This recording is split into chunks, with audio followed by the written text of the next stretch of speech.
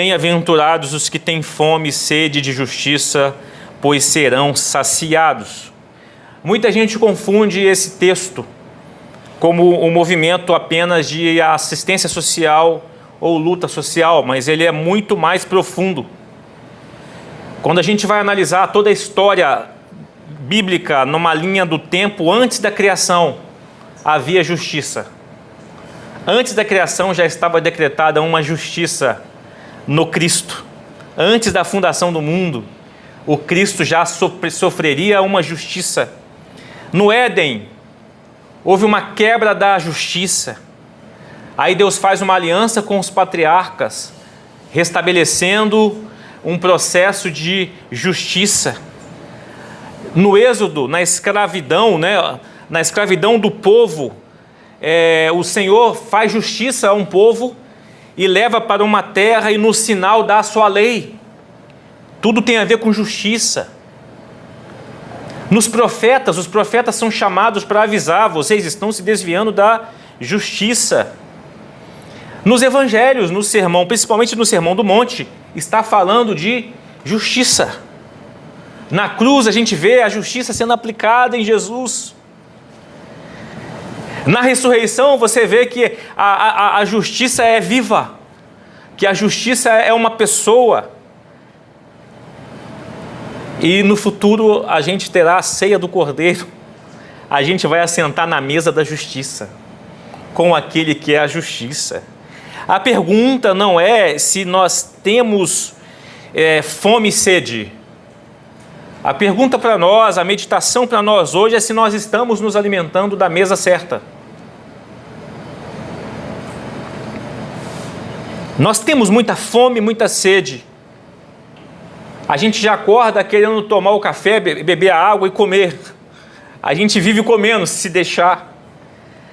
Mas no sentido metafórico de fome, sede de justiça, aquele que entende o Evangelho, assim como a gente lembra de comer e de beber, a gente deveria lembrar-se da justiça de Deus todo o momento. E aí o tema de hoje a gente pode dizer que a mesa da cruz, onde a fome e a sede têm fim. Na mesa da cruz, Mateus 5:6, eu esqueci de alterar ali. Na mesa da cruz, quando a gente é chamado para vir para a mesa da cruz. Bem-aventurados os que têm fome e sede de justiça. No Antigo Testamento, a justiça é descrita como um relacionamento correto. O jeito de Deus colocar as coisas no lugar certo é chamado de justiça. O próprio refletir na vida social, isso é chamado de justiça. Nos profetas, justiça é Deus entrando na história para reparar o mal, defender o vulnerável, julgar os opressores. Você abrir os profetas, vai haver o tempo todo Deus usando o profeta para acordar o povo de volta à justiça. E para Israel, no tempo de Jesus, no tempo que Jesus chega ao monte, na encosta do monte, os discípulos se aproximam. Para Israel, para os judeus, justiça para eles tinha uma expectativa: viria um Messias para restaurar o reino. Ele colocaria os justos em evidência. Justiça seria quebrar o jugo romano, a opressão romana. Seria trazer paz, integridade social. Então, a justiça era ver Deus governando o mundo novamente.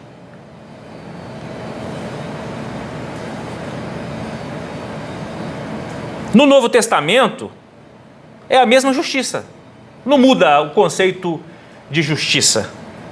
É viver sobre os valores do reino de Deus. Por isso que todo que se diz cristão, ele tinha que conhecer Mateus 5, 6 e 7. Tinha que fazer uma classe específica para explicar o sermão do monte. Em Mateus, a justiça aparece como fidelidade ao coração à lei. Mateus 5, 20. Seria uma vida piedosa, sincera e não de performance. Seria buscar primeiro o governo de Deus, que vem junto com a sua justiça, e as coisas, o comer, beber e se vestir, viria como acréscimo. É buscar testemunho ético de misericórdia em relação às pessoas. Ou seja, a justiça de Deus é uma nova forma de ser humano. Ou melhor, de ser gente de verdade. Então justiça também é transformação. É nossa transformação interior. Porque no Sermão do Monte, não é só não pode matar, não mate. Mas também diz não odeie. Já que a lei diz não matarás, então eu vou odiar. Não, é não odiar. É transformação interior. Não é só não adulterar. É purificar o coração. Mateus capítulo 5, 27 a 28. A transformação em justiça é tão poderosa ao ponto de amar os inimigos.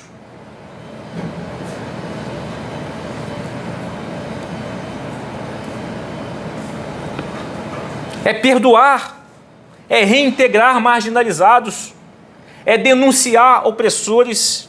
Isso é justiça do reino de Deus. Fome e sede de justiça para um povo que tinha muita intimidade com regiões desérticas. O povo que ouviu aquilo sabia muito mais do que nós o que é um desejo intenso de buscar justiça.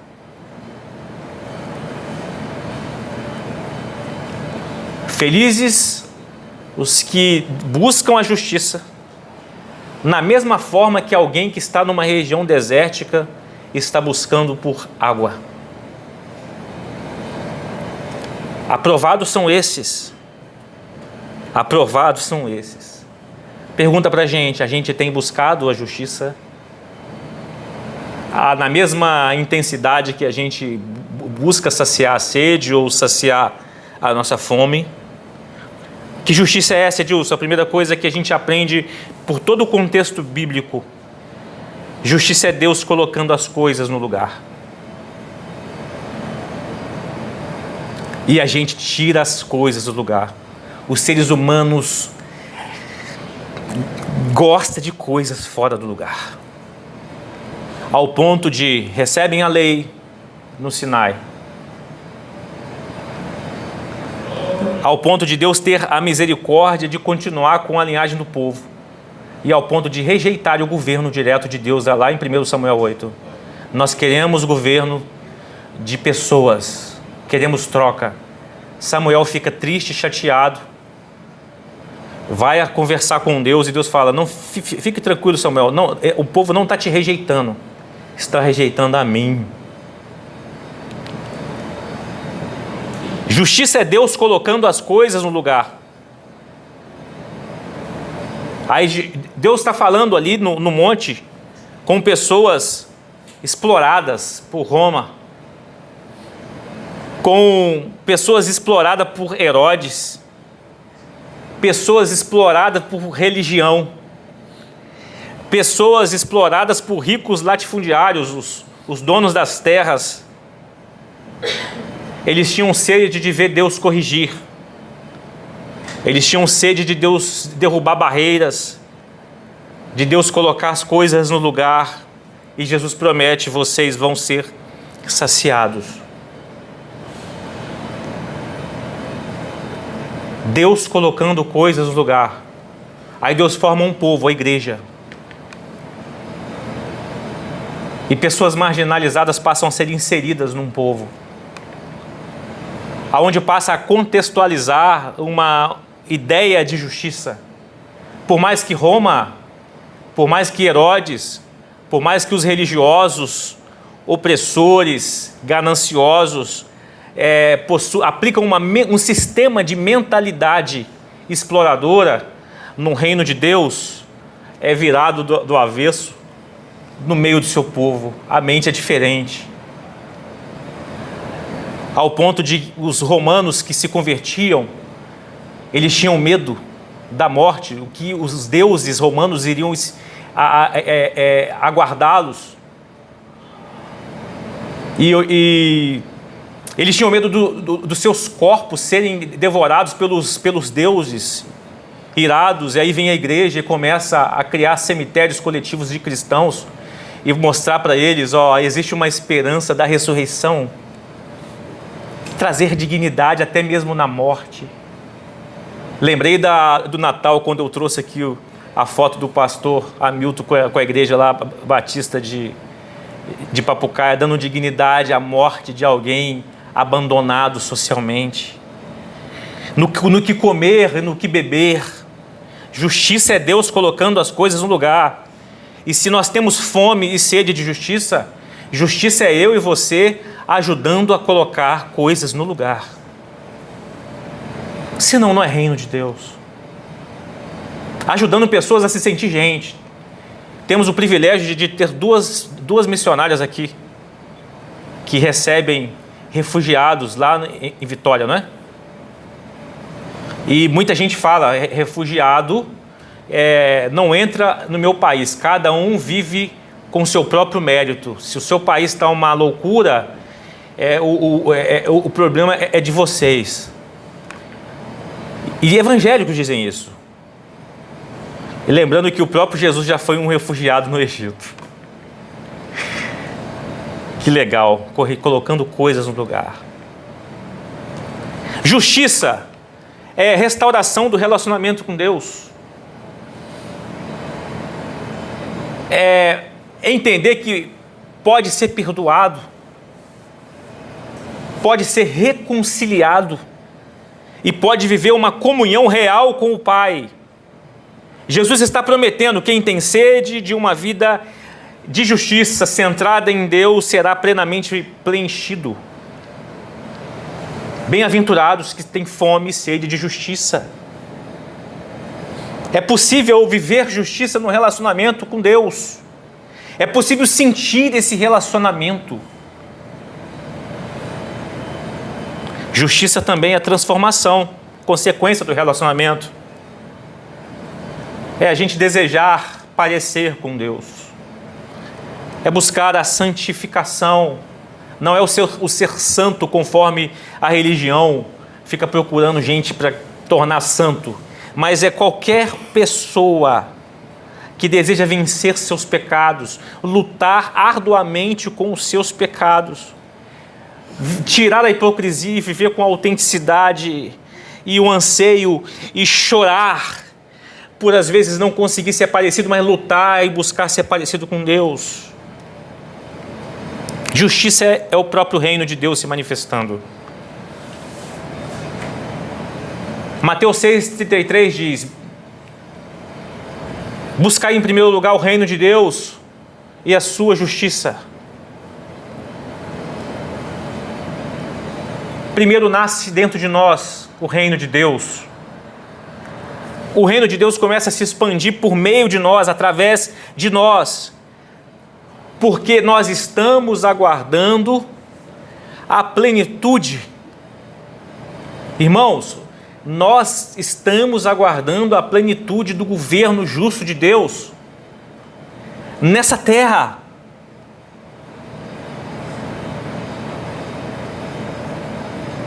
Quando Deus, eu vou fazer nova todas as coisas, significa que toda a mentalidade dos sistemas político, econômico e social dá errado. Eu vou fazer novo porque eu não vou aproveitar nada do que seres humanos que desprezam a justiça e se odeiam para manter uma certa falsa justiça ou uma justiça disfarçada de impiedade. A gente só consegue compreender a Páscoa se a gente entender o sentido de justiça. Senão a Páscoa vira apenas uma comemoração religiosa ou comercial. A Ivete Sangalo está fazendo uma propaganda da Lacta. Alguém já viu? Aí tá uma semana antes da Páscoa, ela fala assim: você não precisa esperar o domingo da Páscoa para abrir o seu ovo. Abriu o ovo já é Páscoa. Esperteza de marketing, né? Ou seja, compra o ovo com antecedência, mas fica lá doido para comer, mas tem alguém te dizendo, abriu o ovo já é Páscoa. E muitas vezes nós que nos denominamos evangélicos estamos com a mesma característica do mercantilismo. Chegou domingo é Páscoa. Mas não é o chegou domingo é Páscoa. A Páscoa, ela vive. A Páscoa vive. A Páscoa é a ressurreição após a aplicação de justiça. E você vive porque a justiça foi aplicada no Cordeiro Pascal. Então não precisa chegar o domingo para ser Páscoa.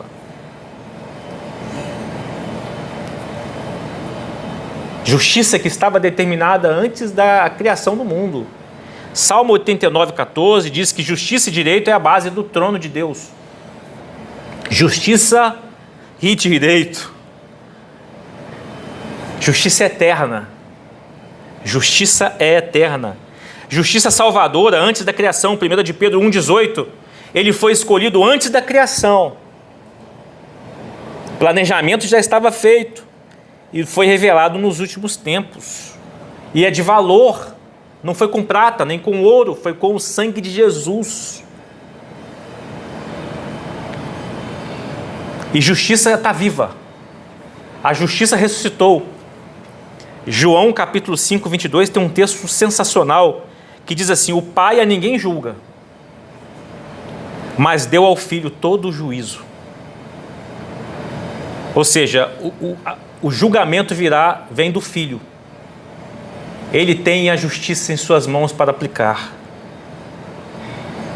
Justiça divina, que foi revelada progressivamente. A justiça que foi rejeitada pelo povo. A justiça que foi abandonada. A justiça que foi aplicada corretivamente ao povo. Porque nós amamos terra, nós amamos coisas materiais. Em Levítico 25, 26 diz, vocês deveriam parar a cada 7 anos para um ano. No ano do jubileu, 1 ano vocês vão ficar sem trabalhar e vocês não precisam se preocupar. Porque vocês no ano anterior terão colheita para 3 anos. E vocês vão parar só 1 ano. No ano do jubileu, se alguém se vendeu como escravo porque perdeu a noção das suas contas e ficou endividado, a devolução da terra para sua família vai ocorrer. Mas Israel rejeitou a aplicação da justiça e foi para exílio.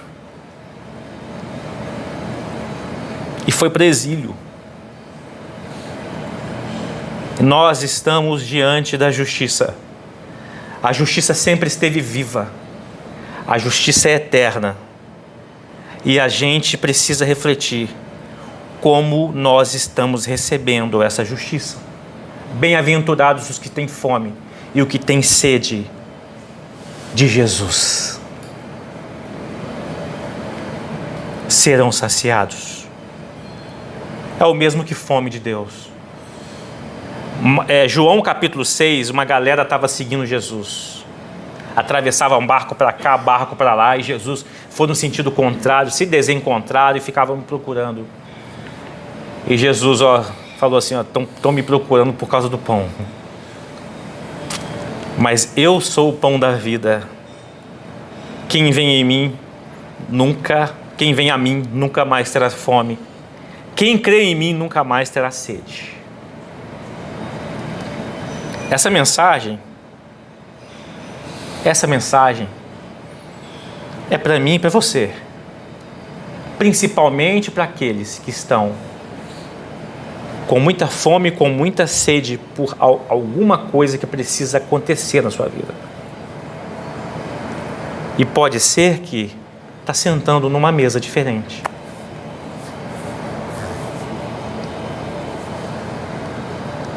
Existe uma porção de gente sentando em outras mesas, que não é a mesa de Jesus, não é a mesa da cruz. Não é a mesa de madeira da cruz. Não é a mesa da justiça. Israel fez a mesma coisa. Nós somos muito parecidos com eles. Mas Jeremias 23, o Senhor promete que está chegando o dia, ele iria levantar um renovo, um descendente da linhagem de Davi, que reinaria com sabedoria, faria o que é justo, faria o que é certo em toda a terra. Cumpriu parcial, ela precisa cumprir definitiva.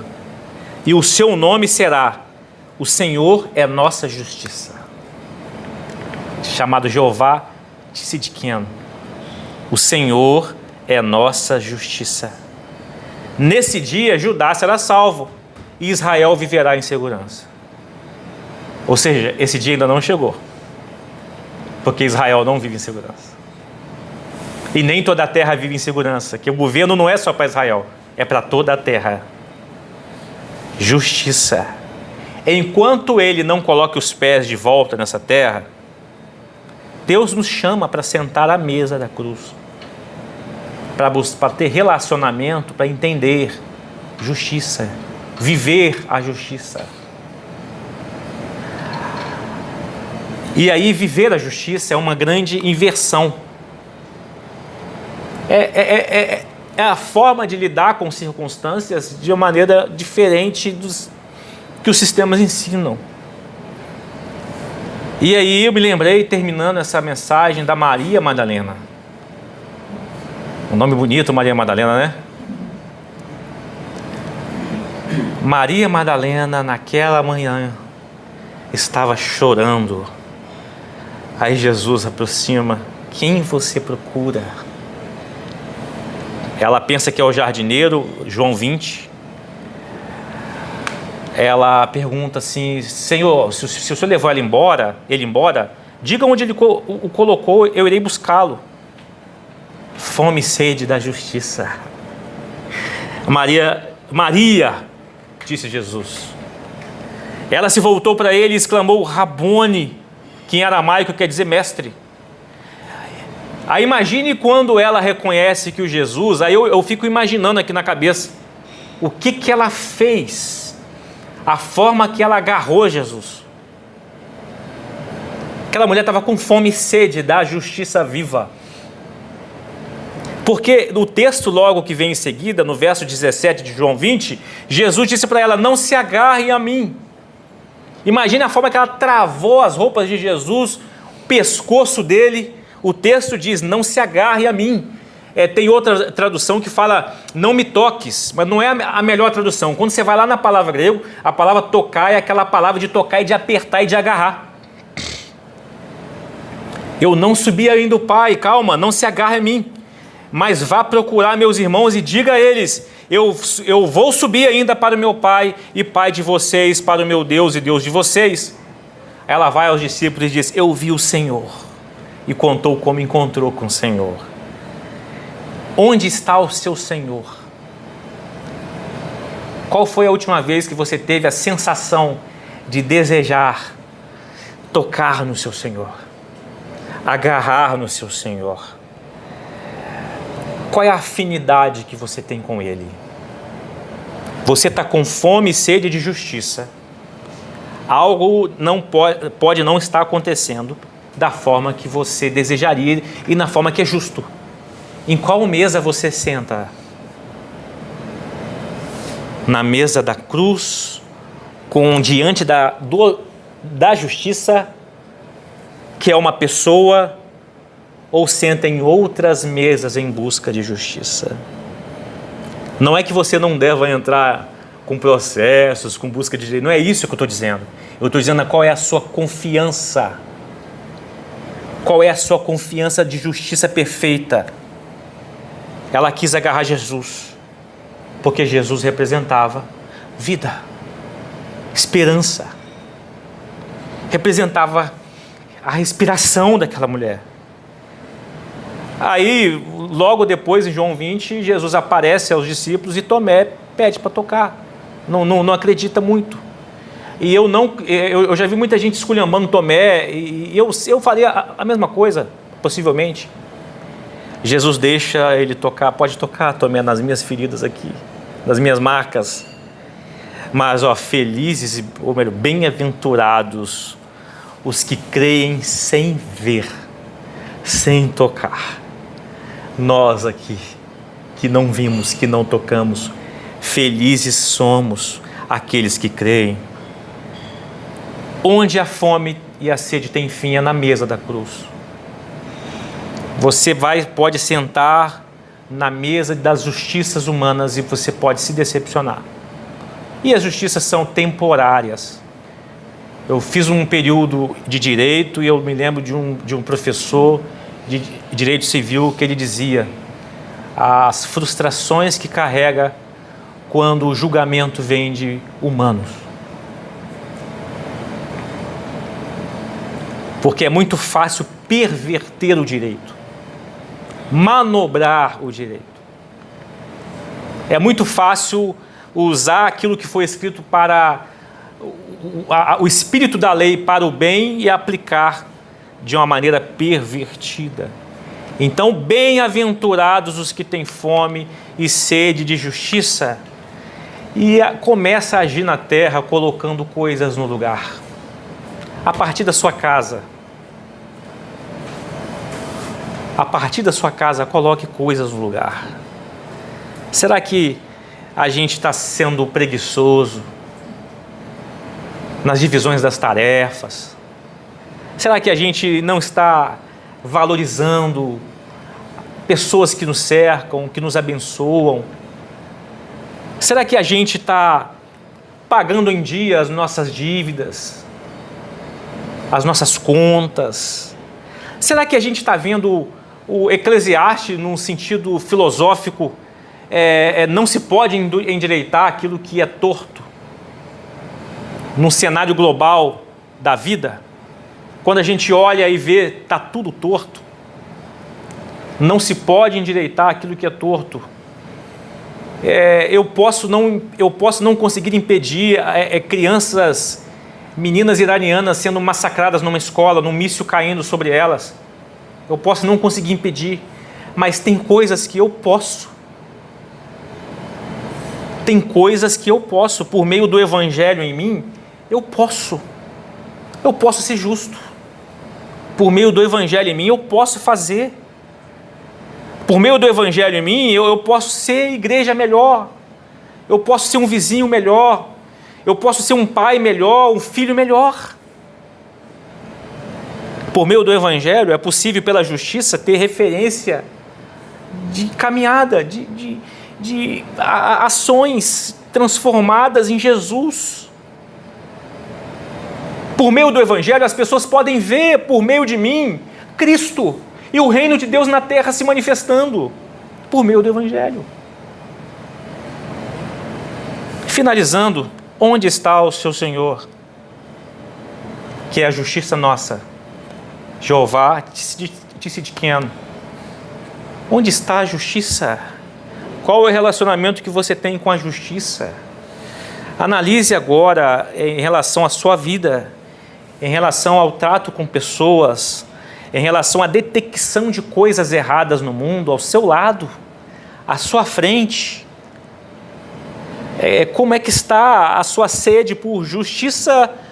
Ou a gente tem fingido e vivido uma religião sem refletir a pessoa que é chamada nas Escrituras de justiça? Jesus é chamado pelas Escrituras de justiça.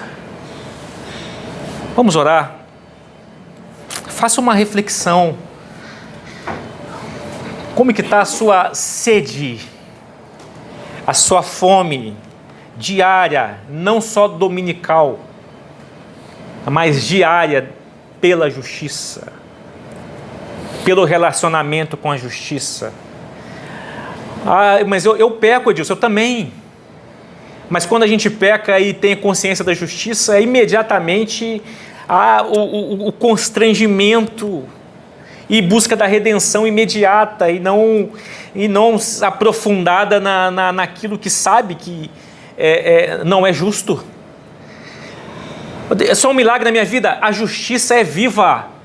A justiça pode fazer esse milagre na sua vida, na minha vida. Deus, obrigado. Obrigado por também o seu nome ser justiça.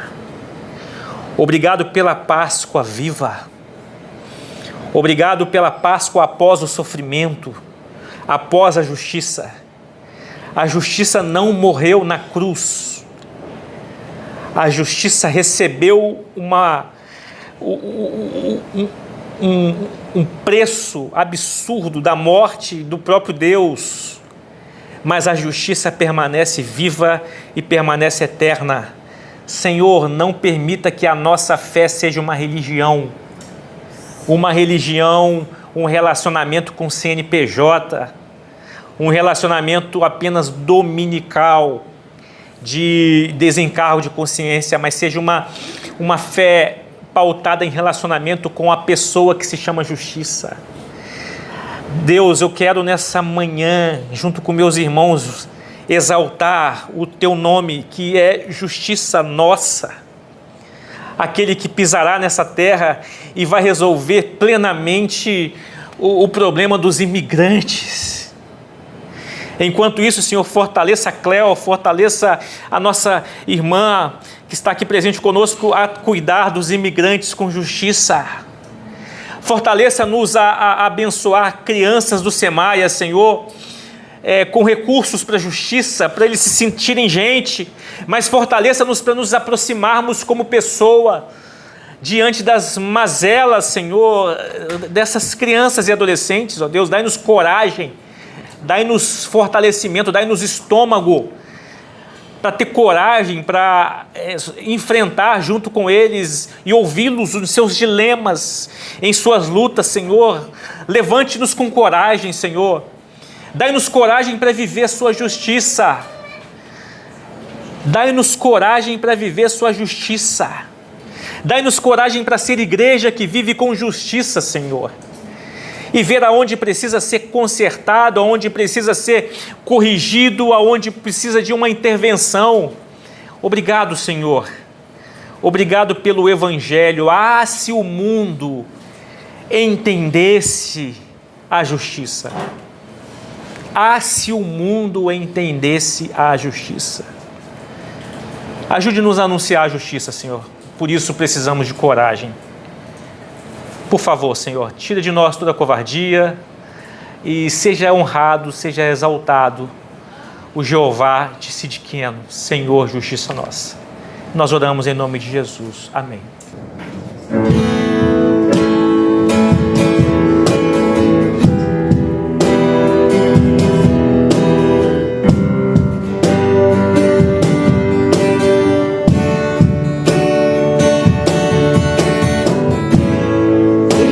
Cordeiro